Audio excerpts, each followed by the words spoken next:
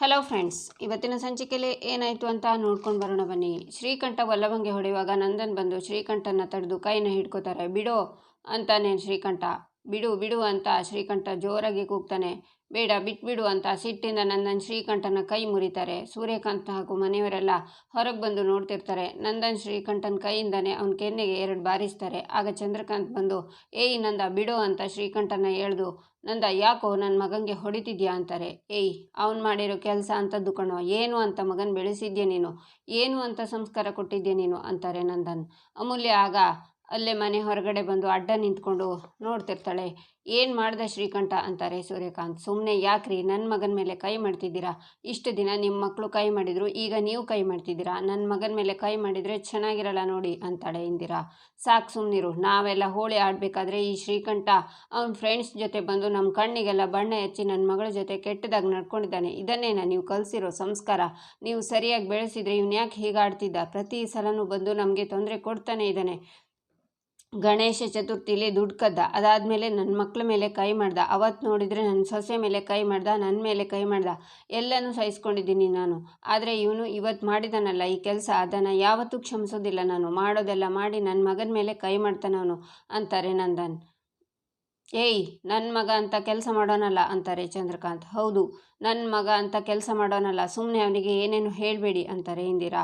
ನಿನ್ನ ಮಕ್ಕಳ ತಪ್ಪನ್ನು ಮುಚ್ಚಾಕೋಕೆ ನಮ್ಮ ಶ್ರೀಕಂಠನ ಬಗ್ಗೆ ತಪ್ಪಾಗಿ ಮಾತಾಡಬೇಡ ಅಂತಾರೆ ಸೂರ್ಯಕಾಂತ್. ಏಯ್ ನಾನು ಯಾಕೋ ಸುಳ್ಳು ಹೇಳಿ, ಬೇಕಿದ್ರೆ ನಿನ್ನ ಮಗನ್ನೇ ಕೇಳು ಅಂತಾರೆ ನಂದನ್. ಶ್ರೀಕಂಠ ಹೇಳು, ಈ ಕೆಲಸ ನೀನು ಮಾಡಿಲ್ಲ ಅಂತ ಹೇಳು ಅಂತಾರೆ ಚಂದ್ರಕಾಂತ್. ಸಾರಿ ಅಪ್ಪ, ಇನ್ನೊಂದು ಸರ್ತಿ ಈ ಥರ ಮಾಡೋದಿಲ್ಲ ಅಂತಾನೆ ಶ್ರೀಕಂಠ. ಲೇ ಎಂಥ ಕೆಲಸ ಮಾಡಿಬಿಟ್ಯೋ, ಹೋಗಿ ಹೋಗಿ ಶತ್ರು ಮುಂದೆ ತಲೆ ತಗ್ಸೋ ಹಾಗೆ ಮಾಡಿಬಿಟ್ಟಿಯಲ್ಲೋ ಅಂತಾರೆ ಚಂದ್ರಕಾಂತ್. ಆಯ್ತಾಯ್ತು, ಇನ್ನೊಂದು ಸಲ ಈ ರೀತಿ ಆಗಲ್ಲ. ಶ್ರೀಕಂಠು ಸ್ವಲ್ಪ ಒಳಗೆ ಬಾ, ನಿನ್ನ ಹತ್ರ ಮಾತಾಡಬೇಕು ಅಂತ ಸೂರ್ಯಕಾಂತ್ ಹೋಗ್ತಾರೆ. ಹಾಗೆ ಎಲ್ಲರೂ ಅಲ್ಲಿಂದ ಹೋಗ್ತಾರೆ. ವಲ್ಲಭ ಮಾತ್ರ ಅಮೂಲ್ಯ ಬರ್ತಾಳ ಅಂತ ನೋಡ್ತಿರ್ತಾನೆ. ಈಚೆ ಅಮೂಲ್ಯ ನಿಧಾನಕ್ಕೆ ಹೊರಗಡೆಯಿಂದ ಮನೆ ಕಡೆ ಬರ್ತಾಳೆ. ವಲ್ಲಭ ಅವಳನ್ನು ನೋಡಿ ಹಬ್ಬ ಅಂತ ಉಸಿರು ಬಿಡ್ತಾನೆ. ಅಮೂಲ್ಯ ಬಂದು ಏಯ್ ಕಾಡು ಪಾಪ, ಯಾಕೋ ನನ್ನ ಅಣ್ಣನ ಹತ್ರ ಏಟ್ ತಿಂದೆ ಅಂತಾಳೆ. ಏಯ್ ಈ ಥರ ಮುಖ ಇಟ್ಕೊಂಡು ನನ್ನೇ ಕಾಡು ಪಾಪ ಅಂತೀಯ? ಅದೆಲ್ಲ ಏನೂ ಇಲ್ಲ, ಒಳಗಡೆ ಯಾರು ನೋಡಿಲ್ಲ ತಾನೆ, ಎಲ್ಲ ಸೇಫಾ ಅಂತಾನೆ ವಲ್ಲಭ. ಆದರೂ ನನಗೋಸ್ಕರ ನೀನು ಏಟ್ ತಿಂದ ಅಂತಾಳೆ ಅಮೂಲ್ಯ. ನೀನು ಕೊಟ್ಟಿದ್ದ ಪಾಯಸನೇ ತಿಂದಿಲ್ಲ, ಇನ್ನು ನಿನಗೋಸ್ಕರ ಏಟ್ ತಿಂತೀನ? ಅದೆಲ್ಲ ಓಕೆ, ತಲೆ ಕೆಡಿಸ್ಕೊಬೇಡ ಬಿಡು ಅಂತಾನೆ ವಲ್ಲಭ. ಆಗ ಇಂದಿರಾ ಹೊರಗಡೆ ಬಂದು ವಲ್ಲಭ ಅಮೂಲ್ಯನ ನೋಡ್ತಾ, ಹಾಗಾದರೆ ಇಷ್ಟೊತ್ತು ನಮ್ಮ ಮನೆ ಒಳಗಡೆ ಇದ್ದಿದ್ದು ಅಮೂಲ್ಯನ? ಆವಾಗಲೇ ಗೊತ್ತಾಗಿದ್ದಿದ್ರೆ ಅವಳಿಗೆ ಒಂದು ಸರಿಯಾದ ಗತಿ ಕಾಣಿಸ್ತಿದ್ದೆ ಅಂತಾರೆ. ಅಮೂಲ್ಯ ವಲ್ಲಭ ಅವ್ರ ಮನೆ ಒಳಗಡೆ ಹೋಗ್ತಾರೆ. ನಿನಗೆ ಮಾಡ್ತೀನಿ ತಡಿ ಅಂತ ಮನೆ ಒಳಗಡೆ ಬರ್ತಾರೆ ಇಂದಿರಾ. ಸೂರ್ಯಕಾಂತ್ ಶ್ರೀಕಂಠನ ಕೆನ್ನೆಗೆ ಬಾರಿಸಿ, ಯಾಕೋ ಹೀಗೆ ಮಾಡಿದೆ, ಹೀಗೆ ಪದೇ ಪದೇ ತಪ್ಪು ಮಾಡ್ತಾ ಇದೆಯಾ, ನನ್ನ ಕೈಲಿ 8 ಸಲ ಏಟ್ ತಿನ್ನಬೇಕು ಅಂತಿದ್ಯಾ ಅಂತಾರೆ. ಇನ್ನೂ 1-2 ಏಟ್ ಕೊಡೋಣ, ಅವನು ಮಾಡಿದ್ದು ಅತಿಯಾಯಿತು, ಒಂದು ಹೆಣ್ಣಿನ ತಂಟೆಗೆ ಹೋಗ್ತೀಯಾ ನಿನ್ನ ಅಂತಾರೆ ಚಂದ್ರಕಾಂತ್. ಏಯ್ ಇದೇ ಕೊನೆ, ಇನ್ನೊಂದು ಸಲ ಏನಾದರೂ ಈ ಥರ ತಪ್ಪು ಮಾಡಿದರೆ ಸಾಯಿಸ್ಬಿಡ್ತೀನಿ ಅಂತಾರೆ ಸೂರ್ಯಕಾಂತ್. ಹೌದು ಬಾವ, ಸಾಯಿಸ್ಬಿಡ್ತೀರಾ? ನನ್ನ ಮಗ ತಪ್ಪು ಮಾಡಿದರೆ ಮಾತ್ರ ಸಾಯಿಸ್ಬಿಡ್ತೀರಾ, ಅದೇ ಬೇರೆಯವ್ರ ಮಕ್ಕಳು ತಪ್ಪು ಮಾಡಿದರೆ ಏನು ಮಾಡ್ತೀರಾ ಅಂತಾಳೆ ಇಂದಿರಾ. ಏಯ್ ಏನೇ ನಿನ್ನ ಮಾತಿನ ಅರ್ಥ? ಯಾರು ತಪ್ಪು ಮಾಡಿದ್ದು? ನಮ್ಮ ಮನೇಲಿ ಒಂದೇ ನ್ಯಾಯ, ಅವ್ರ ಮಕ್ಕಳು ಇವ್ರ ಮಕ್ಕಳು ಅಂತಿಲ್ಲ ಅಂತಾರೆ ಚಂದ್ರಕಾಂತ್. ಈಗ ಸ್ವಲ್ಪ ಹೊತ್ತಿಗೆ ಮುಂಚೆ ಜ್ಯೋತಿ ಫ್ರೆಂಡ್ ಅಂತ ಹುಡುಗಿ ಬಂದಿದ್ಲಲ್ಲ ಮನೆಗೆ, ಅವಳನ್ನು ಯಾರು ಅಂತ ಅಂದ್ಕೊಂಡ್ರಿ ಅಂತಾರೆ ಇಂದಿರಾ. ಯಾರು ಅಂತಾರೆ ಚಂದ್ರಕಾಂತ್. ಆ ಅಮೂಲ್ಯ ಅಂತಾಳೆ ಇಂದಿರಾ. ಏನು ಹೇಳ್ತಿದ್ಯಾ ಇಂದಿರಾ ಅಂತಾರೆ ಸೂರ್ಯಕಾಂತ್. ಹೌದು, ಅಮೂಲ್ಯನೇ ಈ ಮನೆಗೆ ಬಂದಿದ್ದು ಅಂತಾಳೆ ಇಂದಿರಾ. ಈಚೆ ನಂದನ್ ಮನೆಯಲ್ಲಿ ಈ ಹಬ್ಬ ಆಚರಣೆ ಎಲ್ಲ ಬೇಡ ಅಂತ ಹೇಳಿದೆ ತಾನ ನಾನು. ಏನಿದ್ರು ಮನೆ ಒಳಗಡೆ ಆಚರಿಸ್ಕೋಬೇಕು ನಾವು ಅಷ್ಟೇ, ಹೊರಗಡೆ ಹೋಗಿ ಸಂಭ್ರಮಿಸಿದರೆ ಸಾಕು, ನಮ್ಮ ನೆಮ್ಮದಿನ ಹಾಳು ಮಾಡ್ತಾರೆ ಅವರು ಅಂತಾರೆ. ನಾನು ಇದಕ್ಕೆ ಹೇಳಿದ್ದು ಹಬ್ಬ ಎಲ್ಲ ಬೇಡ ಅಂತ. ವಲ್ಲಭನೇ ಹೋಳಿ ಅಂದರೆ ಹಾಗೆ ಹೀಗೆ ಅಂತ ಹೇಳಿ ಹಬ್ಬ ಮಾಡೋ ಥರ ಮಾಡಿದರು. ಇವಾಗ ನೋಡಿ ಏನಾಯಿತು ಅಂತ ಅಂತಾಳೆ ಪ್ರಿಯಾ. ಯಾವಾಗ ಏನು ಮಾತಾಡಬೇಕು ಅಂತ ಗೊತ್ತಾಗೋದಿಲ್ವಾ ನಿನಗೆ? ಹೊರಗಡೆ ನಾವು ಹೋಳಿ ಆಚರಿಸುವಾಗ ನೀ ನಮ್ಮ ಜೊತೆ ಸೇರಿ ಖುಷಿಯಾಗಿ ಆಚರಿಸಿದೆ, ಇವಾಗ ಯಾಕೆ ಹೀಗೆ ಮಾತಾಡ್ತಿದ್ಯಾ? ದೊಡ್ಡವ್ರು ಮಾತಾಡಬೇಕಾದ್ರೆ ನೀನು ಸುಮ್ಮನೆ ಇರೋದನ್ನು ಕಲಿ ಅಂತಾನೆ ಮಾಧವ. ಕೊಚ್ಚೆ ಮೇಲೆ ಕಲ್ಲು ಎಸಿಬೇಡ ಅಂತ ಹೇಳಿದೆ ನಾನು, ಯಾಕೆ ಎಸಿಬೇಕಾಗಿತ್ತು ಗಿರಿಜಾ? ಮತ್ತ್ಯಾಕೆ ಅವನು ಹೊರಗಡೆ ಹೋದ ಅಂತಾರೆ ನಂದನ್. ವಲ್ಲಭ, ಆಚೆ ಏನೋ ಕೆಲಸ ಇದೆ ಅಂತ ತಾನೇ ನೀನು ಹೋಗಿದ್ದು, ಗಲಾಟೆಗೆ ಹೋಗ್ತೀನಿ ಅಂದಿದ್ರೆ ನಮ್ಮನ್ನು ಕರ್ಕೊಂಡು ಹೋಗೋದಿತ್ತಲ್ವಾ, ಅವನ ಹತ್ರ ನೀನು ಯಾಕೆ ಒದೆ ತಿಂದೆ ಅಂತಾನೆ ಕೇಶವ ಅಂತಾರೆ ನಂದನ್. ಚಿಕ್ಕು, ನನಗೊಂದು ಡೌಟು, ನೀನು ಮನ್ಸು ಮಾಡಿದರೆ ಅವರೆಲ್ಲರಿಗೂ ಹೊಡಿಬೋದಿತ್ತು, ಆದರೆ ನೀನು ಯಾಕೋ ಸುಮ್ಮನೆ ಬಂದೆ, ಅವ್ರ ಕೈಲಿ ಯಾಕೋ ಏಟ್ ತಿಂದೆ ಅಂತಾನೆ ಮಾಧವ. ಅಂದರೆ ವಲ್ಲಭ ನಾನು ಆ ಮನೇಲಿ ಸಿಕ್ಕಾಕೋಬಾರ್ದು, ಅವರನ್ನೆಲ್ಲ ಡೈವರ್ಟ್ ಮಾಡಿ ಆಚೆ ಕರೆಸ್ಬೇಕು ಅಂತ ಗಲಾಟೆ ಮಾಡಿದ್ನ ಅಂತ ಅಮೂಲ್ಯ ಯೋಚನೆ ಮಾಡ್ತಾಳೆ. ಈಗ ಸುಮ್ಮನಿರು, ಬದಲು ಆಗ ಸುಮ್ಮನೆ ಇದ್ದಿದ್ರೆ ಇಷ್ಟೆಲ್ಲ ಗಲಾಟೆ ಆಗ್ತಿತ್ತಾ?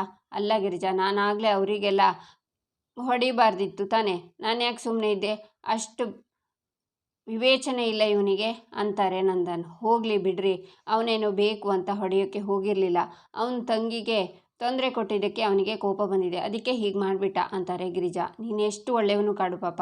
ನಾನು ಅಮ್ಮನ ನೆನೆಸ್ಕೋತಿದ್ದೀನಿ ಅಂತ ಈ ಹೋಳಿ ಹಬ್ಬ ಪ್ಲ್ಯಾನ್ ಮಾಡಿ ನನ್ನನ್ನು ಅಮ್ಮನ ನೋಡೋಕ್ಕೆ ಕಳಿಸಿದೆ. ನಾನು ಸಿಕ್ಕಾಕೋತೀನಿ ಅಂತ ನೀನು ನಮ್ಮಣ್ಣನ ಹತ್ರ ಹೊಡ್ಸ್ಕೊಂಡು ನಾನು ಆಚೆ ಬರೋ ತರಹ ಮಾಡಿದೆ. ನನ್ನ ಕಾಪಾಡಿದೆ ಕಾಡು ಪಾಪ. ನೀನು ಕಾಪಾಡಿಬಿಟ್ಟೆ. ನನಗೋಸ್ಕರ ಇಷ್ಟೊಂದೆಲ್ಲ ರಿಸ್ಕ್ ತಗೊಂಡೆ ನೀನು ಅಂತ ಅಮೂಲ್ಯ ಯೋಚಿಸ್ತಾ ಓಡಿ ಬಂದು ವಲ್ಲಭನ ತಪ್ಪಿಕೊಂಡು thank you Vallabha, thank you so much ಅಂತ ಗಟ್ಟಿಯಾಗಿ ಅಳ್ತಾಳೆ. ಈಚೆ ಚಂದ್ರಕಾಂತ್, ಏನೂ ಆಗಿದೆ ನಿನಗೆ? ಅವಳೇ ಯಾಕೆ ಈ ಮನೆಯಲ್ಲಿ ಬರ್ತಾಳೆ? ಏನೇನು ಮಾತಾಡಬೇಡ ನೀನು ಅಂತಾರೆ. ನಾನು ಶ್ರೀಕಂಠ್ಗೆ ಹೊಡೆದೆ ಅಂತ ಈ ಥರ ಮಾತಾಡ್ತಿದ್ಯಾ ಇಂದಿರಾ ಅಂತಾರೆ ಸೂರ್ಯಕಾಂತ್. ನಾನು ಯಾಕೆ ಹಾಗೆ ಹೇಳಲಿ ಬಾವ, ನಿಜಕ್ಕೂ ಅಮೂಲ್ಯ ಬಂದಿದ್ಲು. ನಾನು ಬಾಗಿಲು ಹಾಕ್ಕೊಂಡು ಬರುವಾಗ ನೋಡಿದೆ ಬಾವ, ಅವಳು ಇಲ್ಲಿಂದ ಓಡಿ ಹೋಗಿ ಆ ವಲ್ಲಭನ ಹತ್ರ ಮಾತಾಡ್ತಿದ್ಲು. ಆಮೇಲೆ ಇಬ್ಬರು ಒಟ್ಟಿಗೆ ಅವ್ರ ಮನೆ ಒಳಗಡೆ ಹೋದರು ಅಂತಾಳೆ ಇಂದಿರಾ. ಆಗ ಕಲಾವತಿ ಕೈ ಮುಗಿದು, ದಯವಿಟ್ಟು ಸುಮ್ಮನೆ ಇದ್ಬಿಡ್ತೀಯ ಇಂದಿರಾ? ಅಲ್ಲ, ಎಲ್ಲ ಮಾತನ್ನು ಯಾಕೆ ಅಮೂಲ್ಯ ಕಡೆ ತಿರುಗಿಸ್ತಿದ್ಯಾ ನೀನು? ಅಮೂಲ್ಯ ಬಂದಿದ್ರೆ ನನ್ನ ಮಗಳು ಈ ಹೆತ್ತು ಕರಳಿಗೆ ಗೊತ್ತಾಗ್ತಿರ್ಲಿಲ್ವಾ?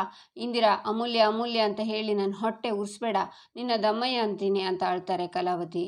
ಕಲಾ, ಬಂದವಳು ಅವಳಲ್ಲ ಅಂತ ನನಗೆ ಗೊತ್ತು, ನೀನೇನು ಯೋಚನೆ ಮಾಡಬೇಡ, ಹೋಗಿ ಕೆಲಸ ನೋಡು ಹೋಗು ಅಂತ ಸೂರ್ಯಕಾಂತ್ ಹೋಗ್ತಾರೆ. ಈಚೆ ಮೀನಾ, ಕೇಶವ, ಗಿರಿಜಾ, ಮಾಧವ, ರಕ್ಷ ಎಲ್ಲರೂ ಖುಷಿಯಿಂದ ನಗ್ತಾರೆ. ಏಯ್ ಕುಳ್ಳಿ ಬಿಡೆ, ಎಲ್ಲರ ಮುಂದೆ ತಪ್ಕೊಂಡಿದ್ಯಲ್ಲ ಬಿಡೆ, ಅಮ್ಮನ ತಪ್ಕೊಳ್ಳೋಕೆ ಹೋಗಿ ನನ್ನ ತಪ್ಕೊಂಡ್ಬಿಟ್ಟಿಯೇನೆ ಅಂತ ವಲ್ಲಭ ಅಮೂಲ್ಯನ ಹಿಡ್ಕೊಂಡು, ಅಮ್ಮೋ ನಿನ್ನ ಗಂಡಂಗೆ ಏನೂ ಆಗಿಲ್ಲ ಅಮ್ಮೋ, ನಾನು ತುಂಬ ಗಟ್ಟಿ ಪಿಂಡ, ಈ ತರಹ ಜಗಳ ಎಲ್ಲ ನಿನ್ನ ಕಾಲೇಜಲ್ಲಿ ಎಷ್ಟು ನೋಡಿಲ್ವಾ? I am completely all right ಅಂತ. ಏಯ್ ಕಾಲಿಗೆ ಬೀಳ್ತೀನಿ, ಬಿಟ್ಬಿಡೆ ಸಾಕು ಆ್ಯಕ್ಟಿಂಗು ಅಂತಾನೆ ವಲ್ಲಭ. ಏನು ಅಮೂಲ್ಯ ಇದು, ದೊಡ್ಡವರೆಲ್ಲ ಇಲ್ಲೇ ಇದ್ದಾರೆ, ಈ ಥರ ನಡ್ಕೋತಿದ್ಯಲ್ಲ ಅಂತಾಳೆ ಪ್ರಿಯಾ. ನಂದನ್ ಅಲ್ಲಿಂದ ಹೋಗ್ತಾರೆ. ರಕ್ಷಾ, ಗಿರಿಜಾನು ಹೋಗ್ತಾರೆ. ಅತ್ತಿಗೆ ಹೇಳಿದ್ರಲ್ಲ ಬಿಡೆ ಅಂತಾನೆ ವಲ್ಲಭ. ಅಮೂಲ್ಯ ಬಿಡ್ತಾಳೆ. ಏನು ಮೇಡಮ್ ಅವರಿಗೆ ಗಂಡನ ಮೇಲೆ ಪ್ರೀತಿ ಉಕ್ಕಿ ಹರಿತಿದೆ ಅಂತಾಳೆ ಮೀನಾ. ಅಮೂಲ್ಯ, ನೀನು ಈಗಿನ ಕಾಲದ ಹುಡುಗಿನೇ ಇರ್ಬೋದು, ಆದರೆ ಎಲ್ಲರ ಮುಂದೆ ಹೀಗೆ ಮಾಡಬಾರ್ದಿತ್ತು ನೋಡು, ಮಾವ ಎಷ್ಟು ಮುಜುಗರ ಪಟ್ಕೊಂಡು ಹೊರಟೋದ್ರು ಅಂತಾಳೆ ಪ್ರಿಯಾ. ಅಯ್ಯೋ ಅತ್ತಿಗೆ, ಅವಳ ಗಂಡನ ತಪ್ಕೊಂಡಿದ್ದಾಳೆ, ಅದರಲ್ಲಿ ತಪ್ಪೇನಿದೆ ನೋಡಿ, ಅವನಿಗೆ ಏಟಾಗಿದೆ, ಅದಕ್ಕೆ ಸ್ವಲ್ಪ ಎಮೋಷನಲ್ ಆಗಿ ಕಣ್ಣೀರಿಟ್ಕೊಂಡು ಅಪ್ಕೊಂಡ್ಲು ಅಷ್ಟೇ ನೋಡಿ. ಈ ಜೀವನದಲ್ಲಿ ಅಪ್ಪಿಕ ಚಳುವಳಿ ತುಂಬ ಮುಖ್ಯ, ನೀವು ನಿಮ್ಮ ಜೀವನದಲ್ಲಿ ಶುರು ಮಾಡ್ಕೊಳ್ಳಿ, ಚೆನ್ನಾಗಿರತ್ತೆ ಅಂತಾನೆ ಕೇಶವ. ಅದು ಹಾಗಲ್ಲ ಕೇಶವ ಅವರೇ ಅಂತ ಪ್ರಿಯಾ ಹೇಳುವಾಗ, ಪ್ರಿಯಾ ಅಂತಾನೆ ಮಾಧವ. ನಾನೇನ್ರಿ ತಪ್ಪು ಮಾತಾಡಿದೆ ಅಂತಾಳೆ ಪ್ರಿಯಾ. ಪ್ರಿಯಾ ಪ್ಲೀಸ್ ಅಂತಾನೆ ಮಾಧವ.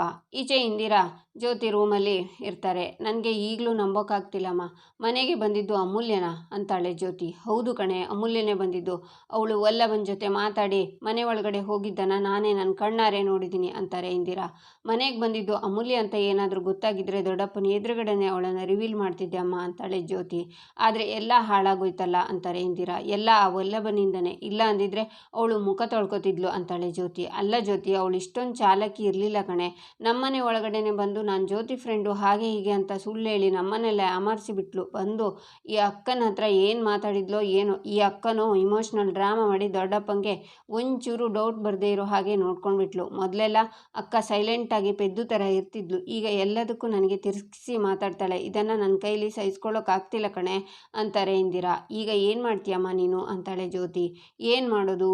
ಅಲ್ಲ ಕಣೆ ಜ್ಯೋತಿ, ಆ ಅಮೂಲ್ಯ ಎದುರುಗಡೆ ಮನೆ ವಲ್ಲಭನ ಮದುವೆ ಮಾಡ್ಕೊಂಡು ಬಂದಿದ್ದಕ್ಕೇ ದೊಡ್ಡಪ್ಪ ಅವಳ ಮೇಲೆ ಕೆಂಡ ಕಾರ್ತಿದ್ದಾರೆ. ಇನ್ನು ಅವಳು ಲವ್ ಮಾಡಿದ್ದು ಒಬ್ಬರನ್ನ, ಮದುವೆ ಆಗಿದ್ದು ಇನ್ನೊಬ್ಬರನ್ನ ಅನ್ನೋ ಸತ್ಯ ಗೊತ್ತಾದರೆ ಆಗ ಆಟಕ್ಕೆ ಮಜಾ ಇರುತ್ತೆ ಕಣೆ, ಇವ್ರ ಹಾರಾಟನೂ ನಿಲ್ಲುತ್ತೆ ಅಂತಾಳೆ ಇಂದಿರಾ. ಆದರೆ ಅಮ್ಮ, ಆ ಸತ್ಯನ ಹೇಗೆ ಆಚೆ ತರ್ತೀಯಾ ಅಂತಾಳೆ ಜ್ಯೋತಿ.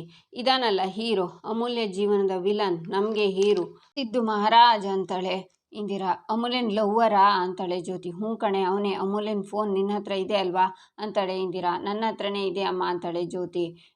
ಮೊದಲು ಆ ಫೋನ್ನ ಫುಲ್ ಚಾರ್ಜ್ ಮಾಡು, ಇನ್ಮೇಲೆ ನಮಗೆ ಆ ಫೋನ್ ತುಂಬ ಕೆಲಸ ಇದೆ ಅಂತಾರೆ ಇಂದಿರಾ.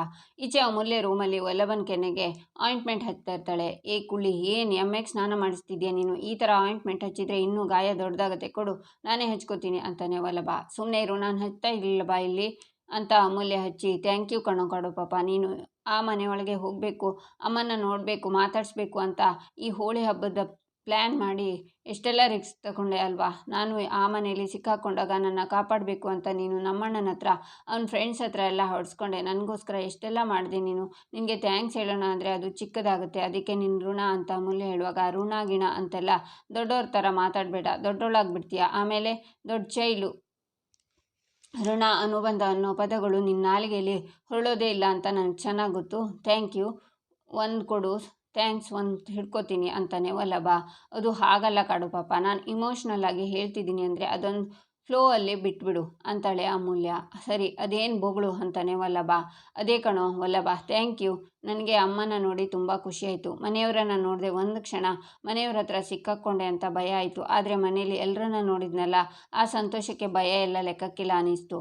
ನೀನು ಹೇಳಿದ ಹಾಗೆ ನಾನು ಸ್ವಲ್ಪ ದಿನ ಸುಮ್ಮನೆ ಇದ್ಬಿಡ್ತೀನಿ, ಮತ್ತೆ ಅಮ್ಮನ ನೋಡಬೇಕು ಅನ್ನಿಸಿದಾಗ ನಿನ್ನ ಹತ್ರ ಬಂದು ಹೇಳ್ತೀನಿ, ಸರಿನಾ ಅಂತಾಳೆ ಅಮೂಲ್ಯ.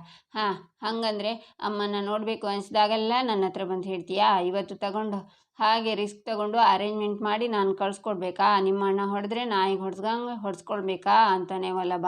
ಎಲ್ಲದಕ್ಕೂ ಹ್ಞೂ ಹ್ಞೂ ಅಂತಾಳೆ ಅಮೂಲ್ಯ. ವೆರಿ ಕ್ಯೂಟ್, ಎಂಥ ಮುದ್ದು ನೀನು. ಏನದು ಕೊಳೆ ಅಂತ ವಲ್ಲಭ ಬೆಡ್ಶೀಟ್ ತೋರಿಸ್ತಾನೆ. ಆಗ ಅಮೂಲ್ಯ ಏನು ಅಂತ ಬಗ್ಗಿ ನೋಡುವಾಗ ಅಮೂಲ್ಯ ಬೆನ್ನಿಗೆ ಬಾರಿಸ್ತಾನೆ ವಲ್ಲಭ. ಅಮ್ಮ, ಯಾಕೋ ಕಾಡು ಪಾಪ ನನಗೆ ಹೊಡಿತಿದ್ಯಾ ಅಂತಾಳೆ ಅಮೂಲ್ಯ.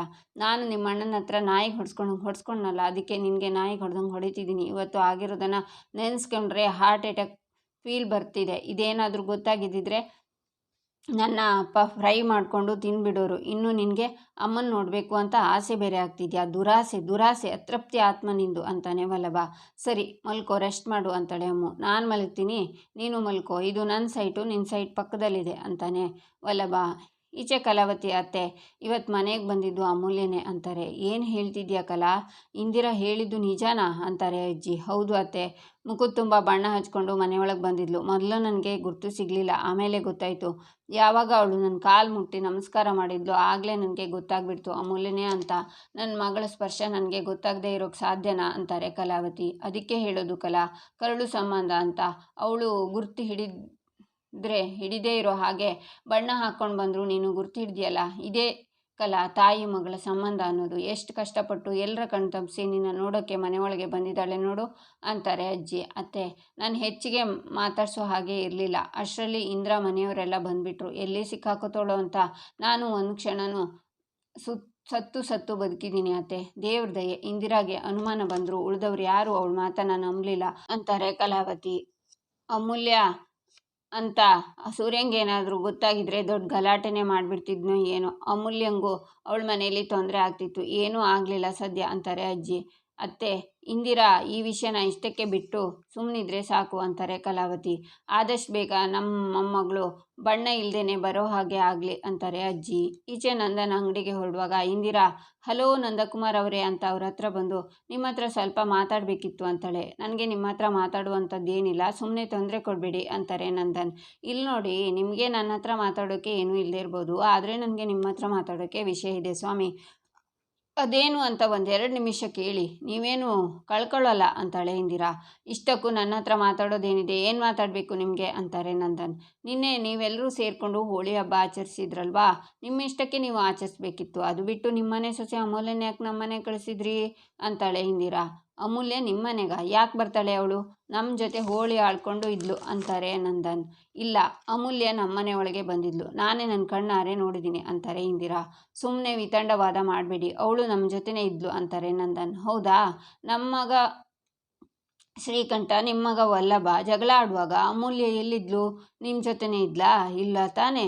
ಯಾಕಂದರೆ ಆ ಟೈಮಲ್ಲಿ ಅವಳು ನಮ್ಮನೇಲಿದ್ಲು. ಈ ಹೋಳಿ ಹಬ್ಬದ ನೆಪ ಮಾಡಿಕೊಂಡು ನಿಮ್ಮ ಸೊಸೆನ ಯಾಕೆ ನಮ್ಮನೆ ಒಳಗೆ ಕಳಿಸಿದ್ರಿ ಅಂತಾರೆ ಇಂದಿರಾ. ನಾನು ಯಾಕೆ ನಿಮ್ಮ ಮನೆಗಳನ್ನ ಹೋಗು ಅಂತ ಕಳಿಸ್ಲಿ ಅಂತಾರೆ ನಂದನ್. ಏನೋ ಅಪ್ಪ, ನನಗೇನು ಗೊತ್ತು. ಈಗಾಗಲೇ ನಮ್ಮ ಮನೆ ಮಗಳನ್ನ ನಿಮ್ಮ ಮನೆ ಸೊಸೆ ಮಾಡ್ಕೊಂಡಿದ್ದೀರಾ. ಅದು ಸಾಲದು ಅಂತ ನಮ್ಮನೆ ಲಕ್ಷಾಂತರ ರೂಪಾಯಿ ಒಡವೆಗಳನ್ನು ನುಂಗಿ ನೀರು ಕುಡ್ದಿದ್ದೀರಾ. ಈಗ ಇನ್ನೇನು ಎತ್ಕೊಂಡು ಬಾ ಅಂತ ಕಳಿಸಿದ್ರಿ ನಿಮ್ಮ ಸೊಸೆನ ಅಂತಾಳೆ ಇಂದಿರಾ. ಬಾಯಿಗೆ ಬಂದಾಗ ಮಾತಾಡಬೇಡಿ, ನಾನು ಅಂಥವನಲ್ಲ, ನಮ್ಮನೆಯವರು ಅಷ್ಟೇ, ನಾನು ಹಾಕಿದ ಗೆರೆನ ದಾಟೋದಿಲ್ಲ. ಸುಮ್ಮನೆ ಹುಳಿ ಹಿಂಡೋಕೆ ಬರಬೇಡಿ ಅಂತಾರೆ ನಂದನ್. ಈಗಾಗಲೇ ನಿಮ್ಮ ಮನೆ ಒಡೆದು ಹೋಗಿರೋ ಹಾಲು, ಅದಕ್ಕೆ ಹೊಸದಾಗಿ ಬೇರೆ ಹುಳಿ ಹಿಂಡಬೇಕಾ? ನನಗೇನು ಮಾಡೋಕ್ಕೆ ಬೇರೆ ಕೆಲಸ ಇಲ್ಲ ಅಂದ್ಕೊಂಡ್ರಾ? ನನ್ನ ಮಾತಿನ ಮೇಲೆ ನಿಮಗೆ ನಂಬಿಕೆ ಇಲ್ಲ ಅಂದರೆ ನಿಮ್ಮ ಸೊಸೆ ಅಮೂಲ್ಯ ಅವಳನ್ನು ಕೇಳಿ, ನಿಮಗೆ ಗೊತ್ತಾಗುತ್ತೆ. ಈ ವಿಷಯ ನಮ್ಮನೆ ಗಂಡಸರಿಗೆ ಗೊತ್ತಾದರೆ 2 ಮನೆ ಮಧ್ಯೆ ಯುದ್ಧನೇ ಆಗೋಗುತ್ತೆ. ಅದು ಆಗಬಾರ್ದು ಅಂತಲೇ ಈ ವಿಷಯನ ನಿಮ್ಮ ಹತ್ರ ಮಾತ್ರ ಬಂದು ಹೇಳ್ತಿದ್ದೀನಿ. ಸಾಧ್ಯ ಆದರೆ ನಿಮ್ಮನೆ ಸೊಸೆನ ಹದ್ಬಸ್ತಲ್ಲಿಟ್ಕೊಳ್ಳಿ. ಇನ್ನೊಂದು ಸಲ ಅವಳೇನಾದರೂ ನಮ್ಮ ಕಡೆ ಬಂದರೆ ಅಂತ ಇಂದಿರಾ ಹೋಗ್ತಾ ಇಟ್ಟಿರೋ ಬತ್ತಿಗೆ ಸಖತ್ತಾಗಿ ಹೊತ್ಕೋತು ಅಂತಾರೆ. ಈಚೆ ನಂದನ್ ಮನೇಲಿ ಎಲ್ಲರ ಮುಂದೆ, ನಿನ್ನೆ ನಮ್ಮ ಮನೆಯಿಂದ ಎದುರು ಮನೆಗೆ ಯಾರಾದರೂ ಹೋಗಿದ್ರಾ ಅಂತಾರೆ. ನಾನು ಆ ಮನೆಗೆ ಹೋಗಿದ್ದೆ ಅಂತಾಳೆ ಅಮೂಲ್ಯ. ಇಲ್ಲಿಗೆ ಬಂದ ಮೇಲೆ ಇಲ್ಲಿ ಮನೆಯವ್ರ ಥರ ಬದುಕಬೇಕು. ಇಲ್ಲಿ ಒಂದು ರೀತಿ ನೀತಿ ಅನ್ನೋದಿದೆ. ಇಷ್ಟ ಬಂದಾಗ ಬದುಕೋದಲ್ಲ. ಇದು ಅರ್ಥ ಆಗಲ್ವ ಗಿರಿಜಾ ಅಂತಾರೆ ನಂದನ್. ನೀವು ಅಮೂಲ್ಯಂಗೆ ಬೈಬೇಡಿ, ಇದರಲ್ಲಿ ಅವಳದ್ದೇನೂ ತಪ್ಪಿಲ್ಲ ಅಂತಾರೆ ವಲ್ಲಭ. ಗಿರಿಜಾ, ಅವನಿಗೆ ಸುಮ್ಮನಿರೋಕ್ಕೆ ಹೇಳು ಅಂತಾರೆ ನಂದನ್. ಅಪ್ಪ, ಅಮೂಲ್ಯನ ಆ ಮನೆಗೆ ಕಳಿಸಿದ್ದೆ ನಾನು ಅಂತಾನೆ ವಲ್ಲಭ. ಶಾಕ್ನಿಂದ ನಂದನ್ ನೋಡ್ತಾರೆ. ಇಲ್ಲಿಗೆ ಈ ಸಂಚಿಕೆ ಮುಕ್ತಾಯವಾಗುತ್ತೆ. ಮುಂದಿನ ಸಂಚಿಕೆಗಾಗಿ ನಮ್ಮ ಚಾನಲನ್ನು ನೋಡಿ ಸಬ್ಸ್ಕ್ರೈಬ್ ಮಾಡಿ, ಲೈಕ್ ಮಾಡಿ, ಸಪೋರ್ಟ್ ಮಾಡೋದನ್ನು ಮರಿಬೇಡಿ.